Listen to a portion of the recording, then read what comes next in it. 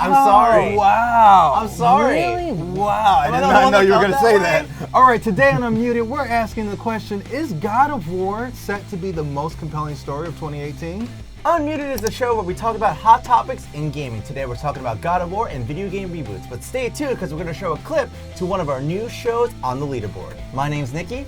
And I'm Darrian. And today we're being joined by Marley, who works for MCN here, our multi-channel network called Channel Frederator. Yes, Marley, sir. what is it exactly that you do here? I am a talent coordinator, so I bring new talent into the network and I make sure our existing talent is nice and happy. Amazing. And you also play a lot of video games. I do play a lot of video games. PlayStation, Nintendo head? Yeah, that's my main squeeze right there. Okay, what's your favorite game? My favorite game of all time, probably BioShock Infinite or Kingdom Hearts 2. So the trailer for God of War came out last week, and it teased the date, the official launch of the game for April 20th. I personally thought the trailer was amazing. Marley, what did you think? I thought it was beautiful, actually, and as someone that's not a big fan of that franchise, I am fully on board now. Nicky? So talking about today's discussion, we're debating whether or not God of War is going to be the most compelling, not even video game, but story of Video game of story. this year. Most compelling video game story this year. Okay. I was just like, yo, that kid sucks. I don't care What? about that kid. I'm sorry. Oh, wow. I'm sorry. Really? Wow, I did Am I the not one know that you were felt going to say that that. No, because that trailer immediately endeared him to me. Yeah. Like, I was like, I want to protect this kid. I don't know. I've been watching End of the Effing World on Netflix, and there's kind of like similar actually, I can't.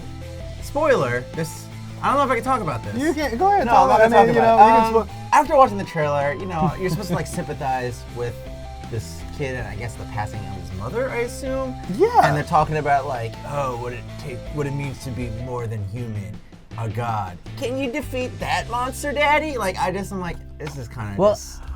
Wow, There's I nothing am really shocked. unique about it. I think the point. Okay, Marley, I'm going to let you go in a second. All right. I just want to know, you just said there's nothing unique about it. Name another game like it.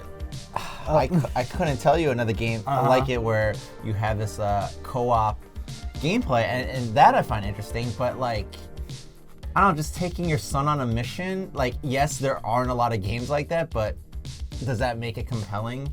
I don't know.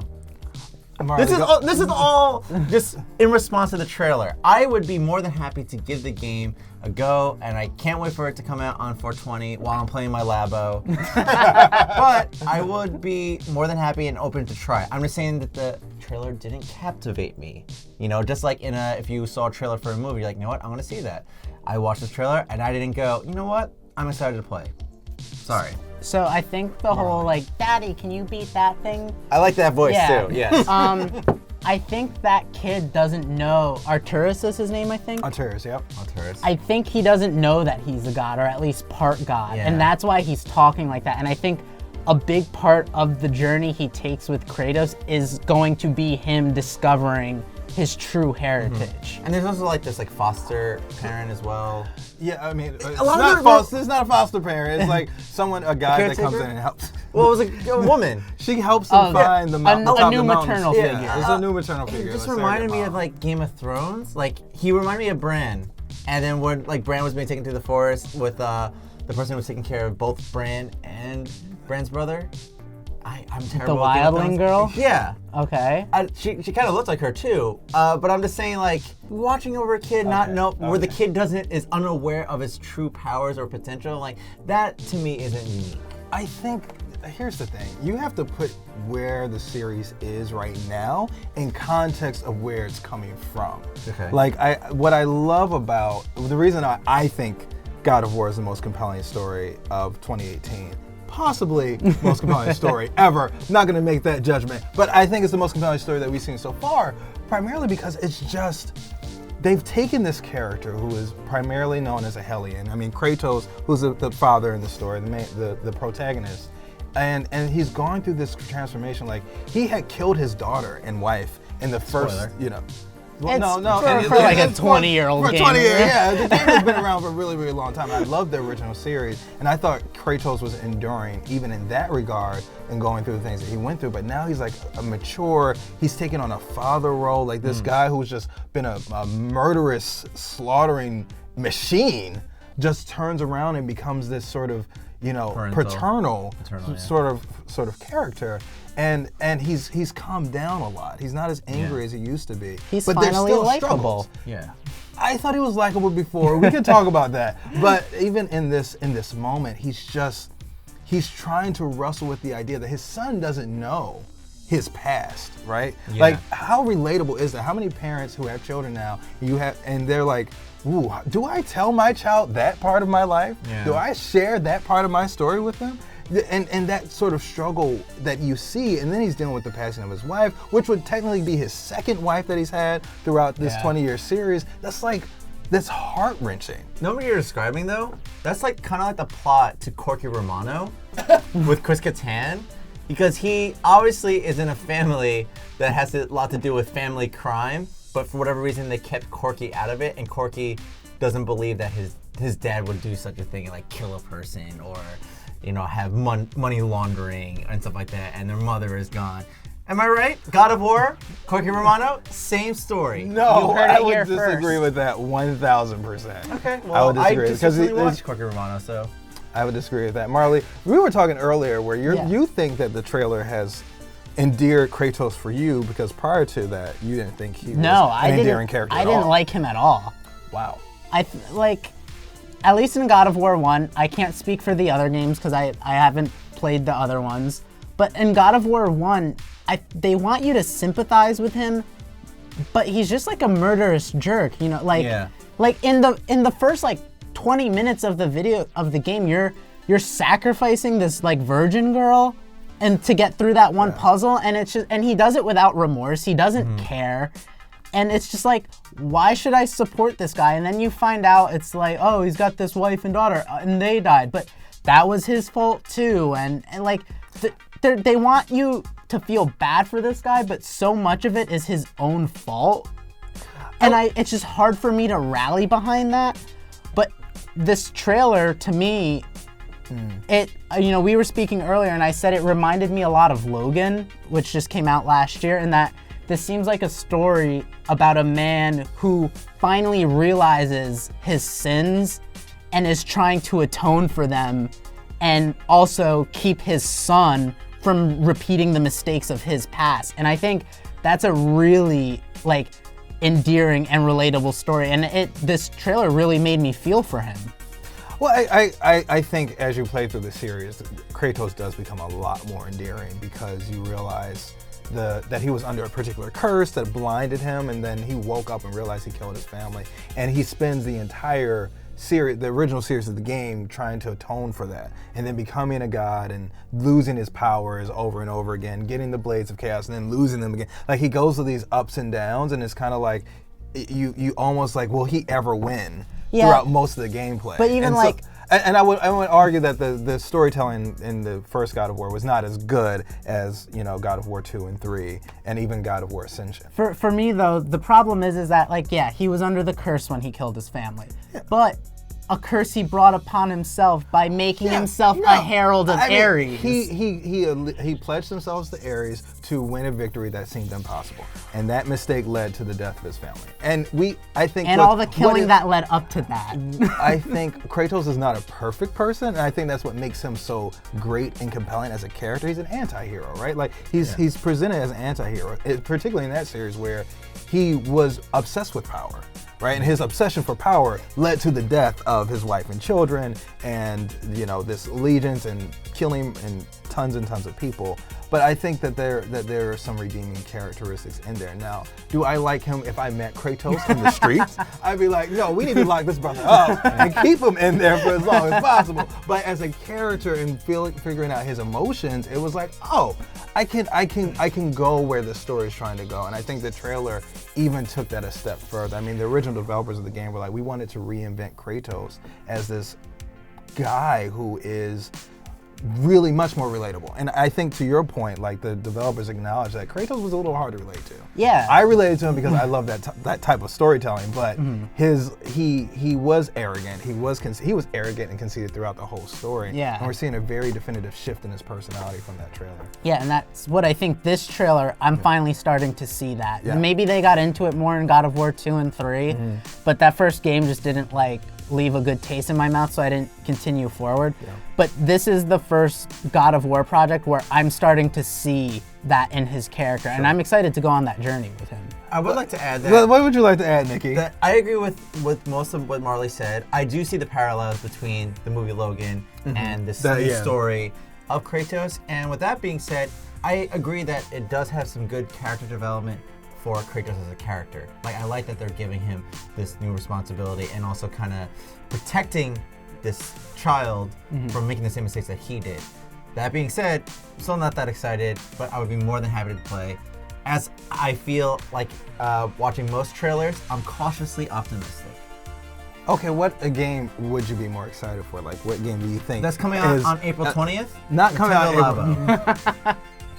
Labo. That's going to be the most compelling game story. Yeah. Oh my God, the Nintendo Labo. Yeah. You're gonna play as a robot or the fisherman. The god of cardboard. Labo. But seriously, what are you compelled by? What game? I mean, when we think about storytelling, right? Like, shoot out one. I'd love to hear what you are looking forward to more than, or what do you think is doing. Top of mind, thinking about like the bad guy that you kind of like feel bad for, or that you like have sympathy for. Handsome Jack in Borderlands 2. You know, I think he's a great villain. Borderlands 2 coming out in 2018? No. Okay. Oh, so it's like the game that's coming out in 2018. The game that's coming out in 2018.